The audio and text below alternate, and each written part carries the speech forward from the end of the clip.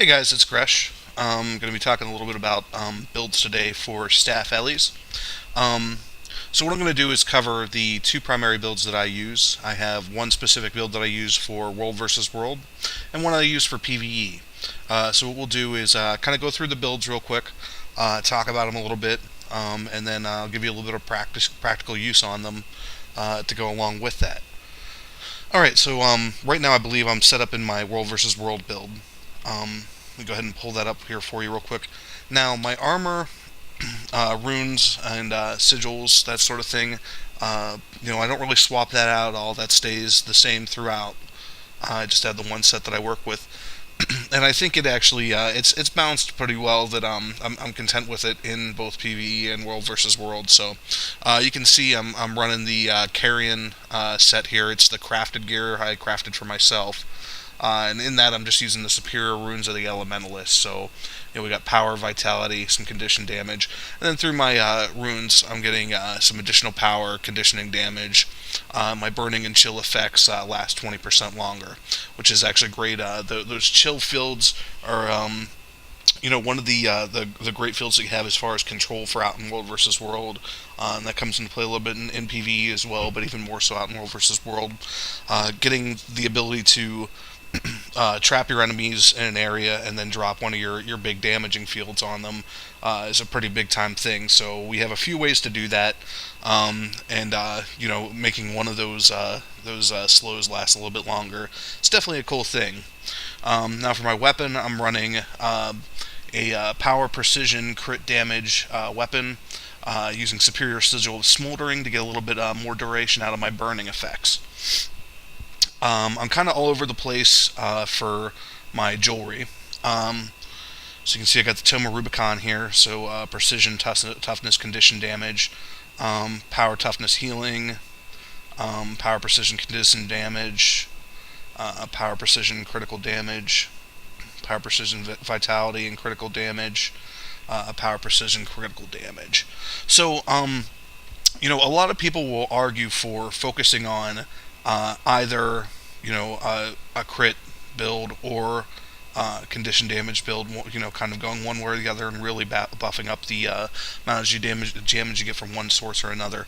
With Elementalist, I really like the versatility of spreading that out, and also I don't think you can really with any build. I hate to ignore the defensive aspect of things. That's why I really do keep a little bit of toughness, vitality, and healing power built into my build because survivability is pretty critical, both in PvE and World versus World. I mean, you can be doing huge crits, but if you don't have the ability to defend yourself out there, you're constantly going to be running back from spawn. You're not going to be as effective out there, and you're not going to be able to get the amount of bag drops, be as effective, that sort of thing. So me personally, I would really argue for balancing out your build with your Elementalist.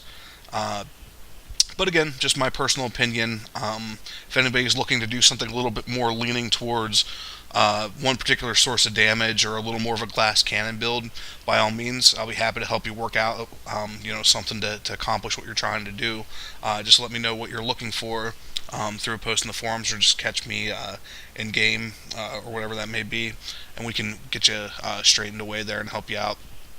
So you can see the end result of what I'm running here. Here's my stats. We're getting 2200 in power. We're getting 30% critical chance, which isn't terribly high, but that's okay. Getting a little bit of toughness in there. Some vitality, splitting up those two. So getting 2,000 total and reduced incoming damage. There's my my health, which is up a little bit from vitality, and some of the stuff that I'm going to take through my traits as well. I don't believe these stats here take your traits into consideration. So condition damage, a little bit in there, not a ton. Duration of applied conditions, I'm getting an extra 30% out of my the extent of my conditions, which is good. Again, that helps with my slows, stuns, all that sort of thing. Boon duration, I haven't really put anything in. Healing power, again, I increased that a little bit. Critical damage, so I'm critting at 44% whenever I do land a crit. Again, not terribly high, but it's like I said, this build's really about the balance. My attunements are recharging 40% faster. The agony resistance from some of this stuff down here. I think I only have one piece that has any agony resist on it because I don't do fractals all that often. But and then 10% magic find. I'm not even sure where I'm getting that from specifically.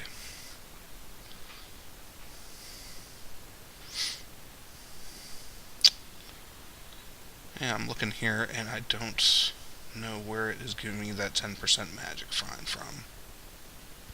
Well, okay, we won't worry about that too much. So moving on to my traits. So like I said, right now I have my traits set up as I would for World versus World. So let's take a look here. You can see I'm going 30, 10, 10, 20. And that may look a little bit odd, but we'll kind of explain why we're doing that.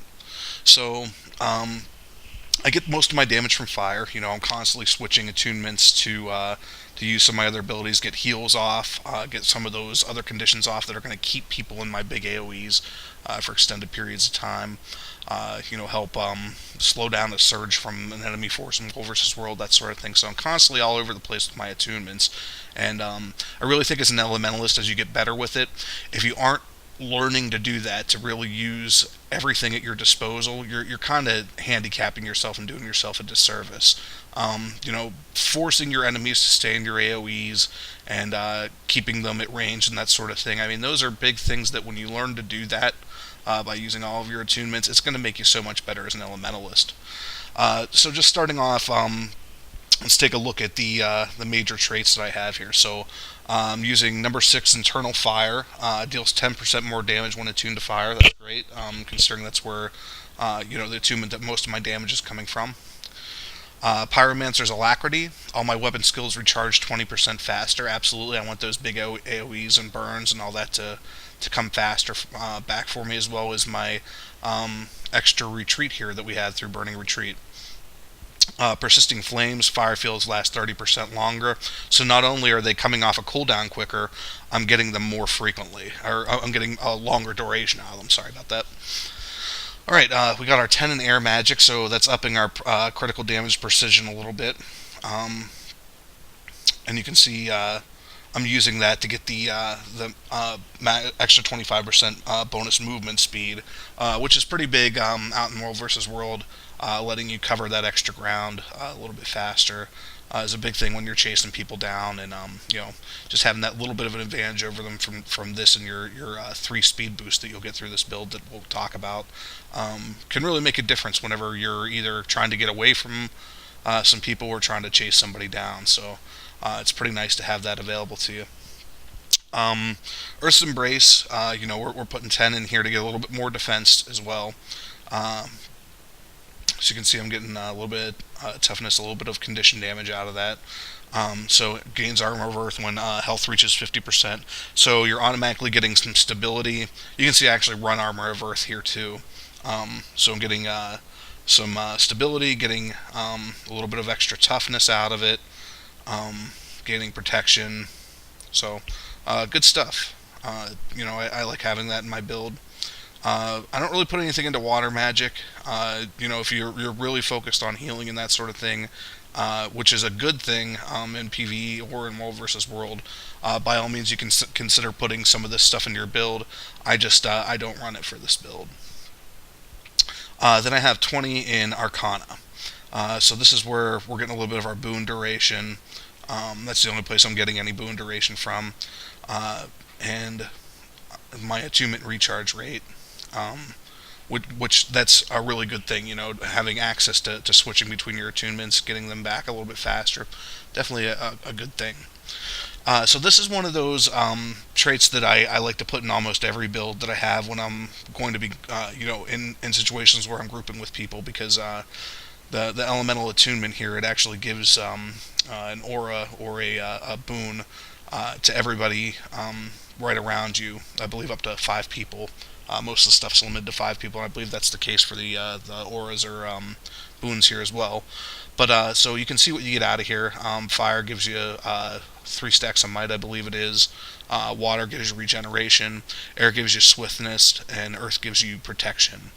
So again, with the swiftness, this is one of 3 ways that I can hit my group with swiftness. Which is a nice thing, like I said, for closing those gaps out in world versus world. Then finally, since this is my world versus world build, I'm going to make my area attacks with staff larger. So all of my AoEs are going to take up a larger area. So we can see there, if I cast my fire field, you can see, where it starts out showing you the normal perimeter of it. So you can see the difference between the size that it would normally cast at and the size it actually casts at, significantly larger. Same with my meteor shower. It's going to cast at an even bigger radius than what's indicated whenever I'm targeting with it. It's a good deal there. Quick look at the utilities that I'm using. Ether Renewal.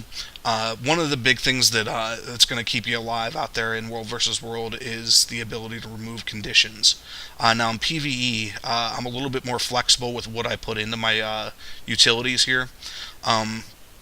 Because if you're going to be in a situation where you're fighting a boss that doesn't do a whole lot of condition damage, you might actually want to opt for Elemental Harmony, and again have another way to get all those boons that you're going to get through switching your attunements through the Arcana tree that I was showing you there in my traits.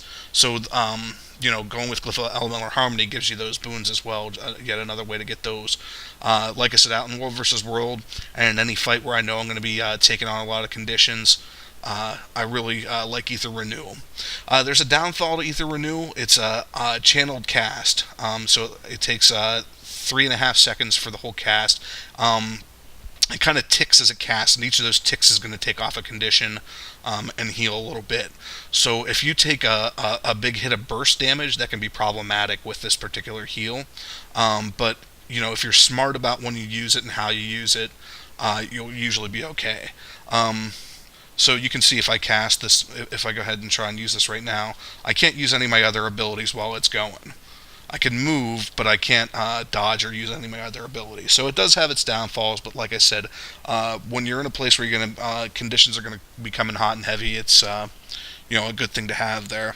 The cooldown on it's relatively quick. You can see cooldown from it's already done. So if I dodge around a little bit, use my healing skills, I can get to that next heal pretty quick, which I really like.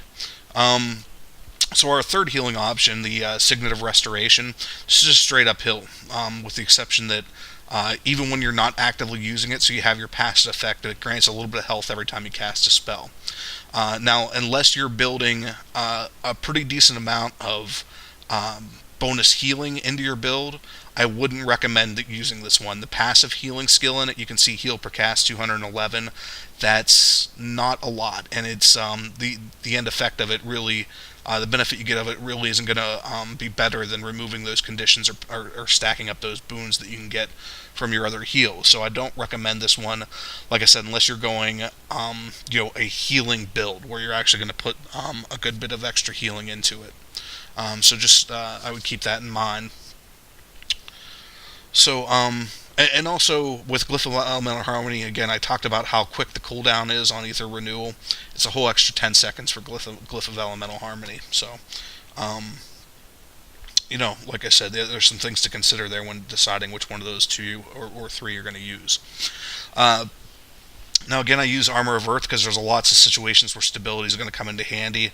You're moving into keep that our server controls, and it's being assaulted from outside. You're trying to get inside. Having that stability and avoiding getting knocked down on the way in can be pretty huge. One of the other skills that a lot of people will use out there is Mistform. That's another one that's great to just get out and get through an area, clear through an area of enemies, and just kind of get through there without taking too much damage. The only thing with Mistform to keep in mind is that while you're in Mistform, you can't cast any of your other spells, and you're taking any condition damage that you've accrued before you went into Mistborn. You're going to still take the ticks of that damage from those conditions. Um, Now, I am a big fan for Staff Ellies of big AOE's out in World versus World. That's kind of what I see my role as being out there. I should either be going healer or looking to control groups and fire off big AOE's, doing lots of damage, being able to take out siege up on ramparts, that sort of thing. So to me, having another big AOE I can lay out there is really cool. Now, Radiation Field, this is a Asuran racial specific utility skill. So unfortunately, if you're not running Asuran, you're not going to get access to this one. So there's plenty of other decent ones you can use out there. If you want to run an Elemental, I've seen a lot of people doing that. Ability to stack some more condition. Here's another way to get some speed and apply a blind to your targets. More toughness and immobilize. So you have some good options here for more damage or more control. There really aren't too many utility skills available to us as Elementalists that I would say just flat out don't use them. I mean, some of them aren't terribly useful. Technobabble, the days only last about 2 seconds. It's a single target. I really wouldn't use that one too much. This is another CERN 1 pain inverter, and that just stacks some confusion, which is cool. But it's not something that I really like for my build in World versus World. But also you have some more defenses, some stuff to automatically crit, some good stuff, Arcane Blast, to some bigger damage attacks. But since I have this racial skill available to me, and like I said, I really like having as many big AoEs that I can toss in the open field or up on ramparts when we're sieging. I went ahead and went with Radiation Field. So again, lots of conditions coming at you out there in World versus World, so I also use Cleansing Fire for yet another way to get rid of some conditions. Sometimes I will, depending on the situation, if I can break combat and I know a situation's coming up where I'll use one over the other. Fiery Greatsword is really cool for getting out there and doing attacks against groups. So let's go ahead and throw one down here. The 3 skill, moving through a big group of enemies, that does just a crazy amount of damage, and there's a lot of groups out in World versus World, a lot of guilds that want their Ellies running this specifically so that people can pick them up and just fly through groups just doing tons of damage using that swirl. The other one that I'll sometimes switch to is the D-Series, let's see here. Yeah, the D-Series Defensive Golem. Again, this one is also a Asuran racial. What I like about him is that he'll drop down, move around a little bit, then he'll kind of plop down and do a bubble similar to the Guardian's bubble that knocks everything back and protects an area for a short period of time. Dropping that on some siege or in the middle of your group whenever you're in big open scale fights can have its benefits, similar to what a Guardian's bubble would. And usually I believe you'll get 2 of those out of him before he disappears if he doesn't take too much damage. He'll go out and do some punching while he's at it too. So another cool one to use in certain situations. So one of the things I really can't stress enough is to be situationally aware out there, and know what you're going into and having an idea of what's going to be best in certain situations, and giving yourself that opportunity and taking that time to swap out skills as needed. But as a base for World versus World, this is what I like to run. So like I said, also keeping in mind, I talked a little bit about the speed boost that you get out here. So again, like I said, you get there's 3 different ways you can get your speed boost. Just waiting on the cooldown on my lightning here. So first you got just changing to the attunement. I'm going to start casting here my blast finisher, because that'll be the second one. So there's the first one. Second one comes right through casting static field. I got that off a little bit late. But the blast finisher going through static field, and anybody else's blast finishers going through static field. And then finally your number 4 skill. You're just your standard windboard speed, swiftness. So there's your 3 different ways to stack some swiftness. You get a few people to blast finish through your static field, and you can get up over a minute of swiftness very, very easily. So great maneuverability. A lot of people don't like to use static field for that because they want to save it for those big Zerg versus Zerg, drop it to slow their push kind of things. But if you're judicious with it, if you're using it just when you're starting to move, usually it'll be off cooldown by the time you would need it again for something like that anyway. So, that's something good to keep in mind. So let's just touch on that real quick, the controlling effects that we have. Okay, so we got our static field. Anybody that passes through the borders of it are going to be dazed for 4 seconds, which is a nice period of time that you can get that out there and then immediately switch to Fire Attunement and drop some of your big AoEs on them. Over in your Earth Attunement, you've got Unsteady Ground. This one's Crippling Effect. Cripples for 2.5 seconds, reduces them to 50% movement speed. Now, Shockwave is a single target immobilize, but don't forget about it if you got a particular target that somebody that cheated a little bit too far away from the pack out there in World vs. World or something like that. Go ahead and hit them with this to kind of keep them in place there. You can take them down real quick. And finally, in your Earth Attunement, you have Frozen Ground, and that's going to apply a chill that lasts for 5 seconds. So again, reduction of their movement speed, skill recharge rate reduction. So some really good stuff there. And then don't forget you have other kind of random conditions here too. Once you drop this down, and you don't want to just switch to an attunement and use one of these abilities and then go.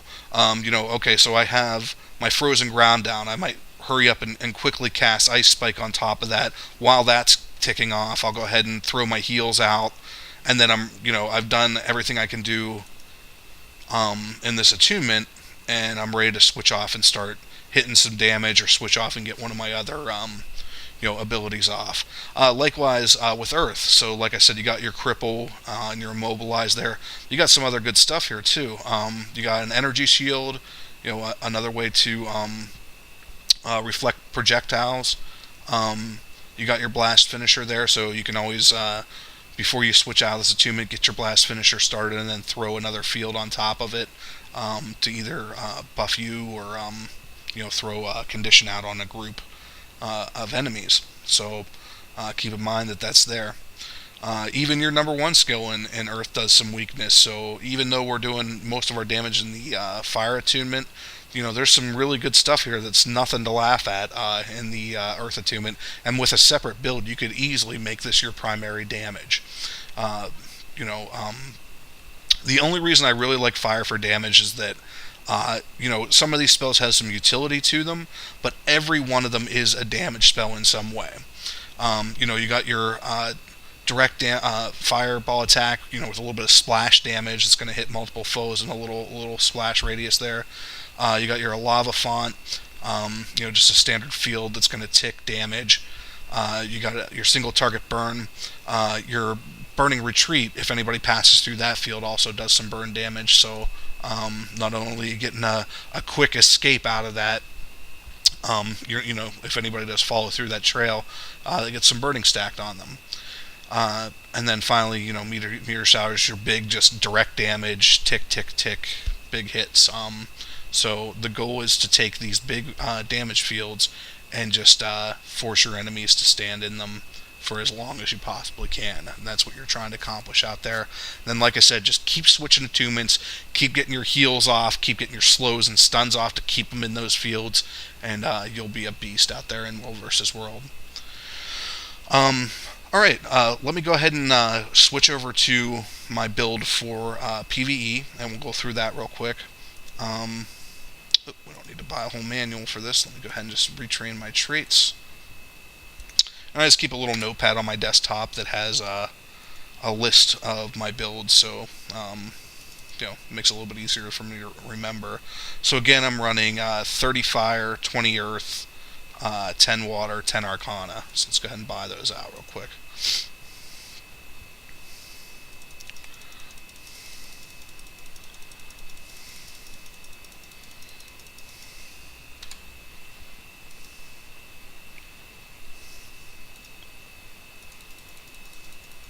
So you'll notice I ignore the air tree here.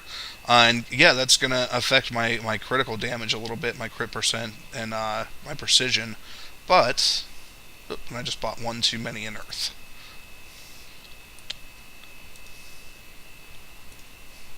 But to me, the big thing that I consider whenever I'm thinking about what traits I'm going to buy isn't the stats themselves that you get here. It's what's being unlocked through these major traits. That's the thing that's more important to me. That I think gives me more ability to tailor, what I'm doing, in dungeons or out there in World versus World. So, I mean, you can make up for any of these traits that are or any of your stats that are lacking through your traits. You can make up through those with those through your armor. So, really, I don't place too much importance on making this your main deciding factor of which tree you're buying into. So, alright, there we got our numbers. Let me go ahead and fill these in real quick with the actual traits I use. Some of them are the same, some of them are different. Let's see here, so 6, 7, 12.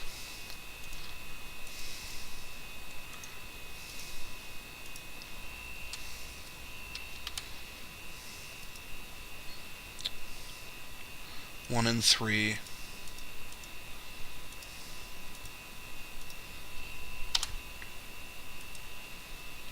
5 and 5. Alright, there you go. So there's my PvE setup. So one of the things you'll notice that I'm giving up is the larger AoEs. Those really aren't as big a deal in PvE. Typically, you'll have your melee classes.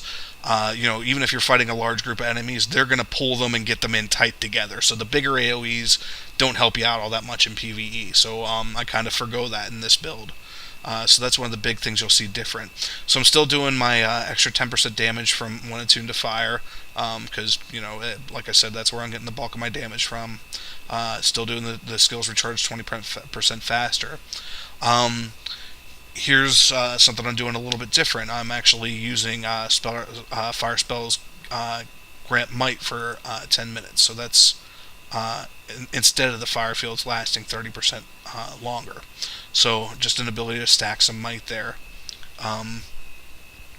Which those are interchangeable probably. I can certainly, I think for a while there I actually even did stick with fire fields lasting 30% longer, and you could make the argument for that in PvE though, like in boss fights and stuff like that, when it's a solo monster boss, a one big boss. They tend to have a bigger area, a bigger room that they'll be in. That they're moving around a lot within that area, so they're not going to stay put in your AoEs as long. And a lot of your cripples and stuff like that and stuns won't be as effective against them. They'll have some defenses against that. So a lot of times, all that's going to happen is you'll cast it on them. They'll be in it for a few seconds and then move out anyway by the time it would have normally cooled off. So, not as big a deal, but in certain fights, it can still be effective to go ahead and keep that 30% increased time on your fire fields. So Earth Magic, gain toughness while using a channeled skill. You got some of these skills that actually do act as channel skills. Meteor Shower is one. Ether Renewals channeled. So, those ones that you have to stay put to cast. Or can't really do anything else while you're casting. You get a little bit of extra toughness through those. So if you get one of those big hits coming through from a boss in a dungeon or something like that, it's not going to hit as hard. You're not going to take as much damage. Armor of Earth at 50% again. I like that trait. I usually run that in pretty much every build I've put together so far. Cleansing Wave. So with this one, whenever you're switching to your water attunement, it automatically is going to remove a condition from you or your allies. Again, be smart about this. If you're going into a fight, that there's not going to be a lot of conditions stacked. Go ahead and swap this out for something else. But and additionally, it gives you a little bit of that extra healing too, so we can those heals in dungeons will be a little bit more effective for you. Heals in this game are kind of interesting. I mean, you guys probably know this, and I don't want to go off on too much of a tangent. I mean, the best way to think of heals in this game is area of effect heals is a way of getting you by until your heal is off cooldown. Is really the best way to think about it. That you're not healing off damage, that you're buying yourself time till your personal heal gets off. Because without a whole lot of extra points bought into additional healing, the area effect heals in this, for the most part, aren't all that big. A lot of people tout the Rangers big AoE heal and that sort of thing, and it's great. And our water fields are really great. You get that regeneration going on top of your basic heal. Throw blast finisher through your heal and get an even bigger area heal out of it. You can get a pretty nice burst of health out of it, but like I said, it's really, the mechanic is there designed as a way to maintain, a way to sustain yourself until your personal heals up. So, you really have to kind of, I think that's the best way to think of it, is to not think of it as healing yourself, just to think of it as giving yourself a way to get through until your heals up. Alright, and again, I apologize for the tangent there, but just something that came to mind. Then finally, in Arcana, I'm still keeping my elemental attunements. Like I said, I really like that for any group scenario. Giving your group the ability to stack some might, that sort of thing, before going into a fight or as you're fighting. A quick regeneration, getting a little more regeneration, swiftness, protection in there. All that stuff really good. Swiftness, not so important, but everything else in there is going to be good for you in PvE as well. Now, the World vs. World build. I think most people who have played an Elementalist out in World vs. World have a pretty good idea of what we're doing out there, what our role is. I'm going to post plenty of videos showing World vs. World footage, of what I'm doing out there. So I'm not going to actually, during this video, go out into World vs. World and roll my build out there and kind of show you guys what I'm doing out there. Like I said, I'll have plenty of other videos posted. I'll make sure, mostly I'll be putting them up in the PvP section. I'll be sure to share them over here as well, so you guys can see them. What I will do here, though, is just there's a little bit of a technique to the way that I fight in PvE. That I think most people that play LE for a long period of time kind of get the feel of this, but I'll just show you guys some quick examples of what I'm doing. Like the idea of how I fight in PvE is that I want to keep enemies in my fields as long as possible. So, when you're solo fighting in PvE, and you don't have somebody to kind of pull the enemies and keep them together for you, the enemies are going to make a beeline for you, especially melee enemies. They're just going to run right at you. Wherever you're jumping to, that's where they're going to come to. So the big thing to me is keeping them in your area effect fields as long as possible. Trying to kite them, get turned around on them, and constantly be able to be blasting damage at them. So I just came out to a random area here. This is kind of a low level area, but really all I need is some mobs to kind of show you what I'm talking about. So let's go ahead and pull something here. So I'm going to get my fire field out there. I'm going to burn. That's a ranged one, so he'll just stand there in my AoE and make my job easy. Let's look at this melee one. Alright, here he comes. So he's running through. I'm going to backflip on him. Forward flip. Get my AoE back out. So these guys are dying a little bit quick. Let's go over to a higher level area. Let's find some mobs that'll at least stay up for a little bit, so we can kind of go through the whole thing here. Head out to Curse Shore.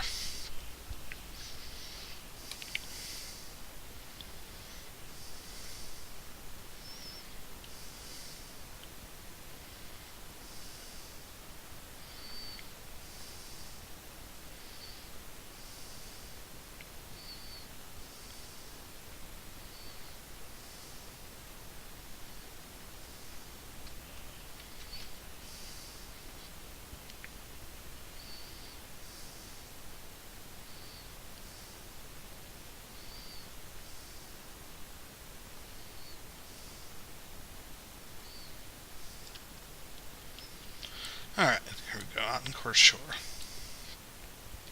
Looks like we got a defend event down here somewhere.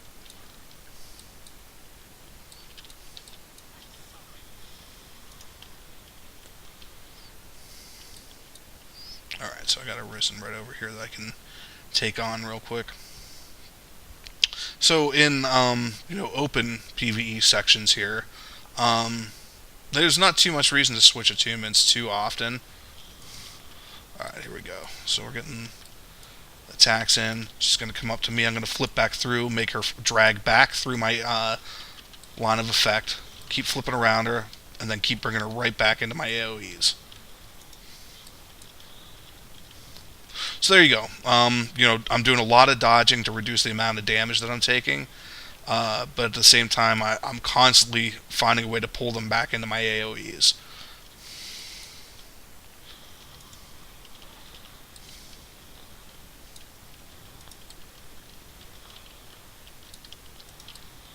A lot of times you'll see me when I'm fighting melee classes, I'm even doing it here, kind of training side to side, and that kind of keeps them. A lot of times what they'll do is try and circle around your backflip here, your burning retreat, the field here.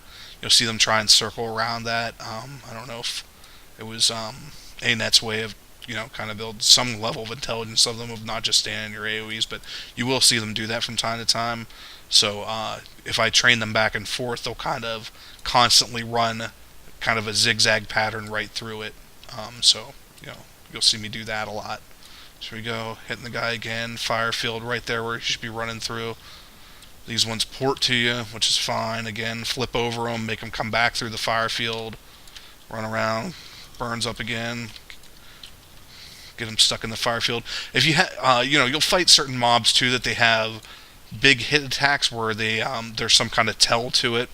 Most of you probably know what I'm talking about. A lot of games have that system where they do like a split second thing like that's going to indicate they're about to unleash a big attack. When you're fighting mobs like that, you can kind of wait till the last second right before they would hit you, dodge. Then they're just sitting there in your AoE for an extended period of time. Then they start moving towards you. You flip back over them. You'll get your fire field going again.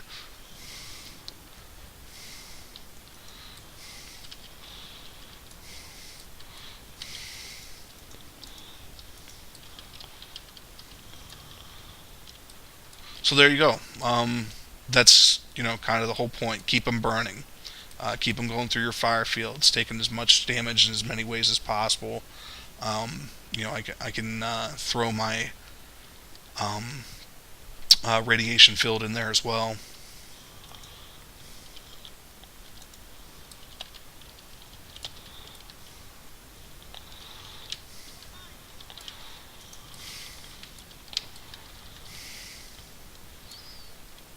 Alright, so that's how I play my Ellie in open world PvE.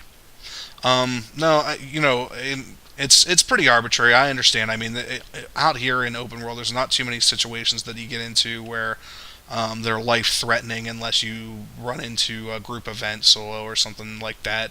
But the way that I do this, it's pretty effective against groups of mobs too. So if you really get the feel for that, and how long it takes for your abilities to cool down, that sort of thing, you can really reduce the amount of damage you're taking while keeping up the amount of damage you're pumping out there as constant as possible, while still dodging and using that ability to avoid some of that damage. So if you have any questions, comments, ideas for future posts, that sort of thing, please let me know. I really, and if anybody else has ideas or wants to post their builds up, I really encourage you guys to do this. We're really trying to make this class lead thing a success, and the only way we can do that is with you guys' help, by sharing your experience and knowledge and taking advantage of these resources that we're going to provide to you guys. So, please do take the time to just get involved and post your thoughts and ideas and questions out there, and let us know that this stuff that we're putting out there for you, that it is being of use to you. Even let us know what was good, what helped you, what didn't. so we know what kind of stuff to put out there in the future for you guys. Anyway, thanks for listening, guys, and thanks for watching. Appreciate it. And again, please, by all means, share your comments with me. Thanks.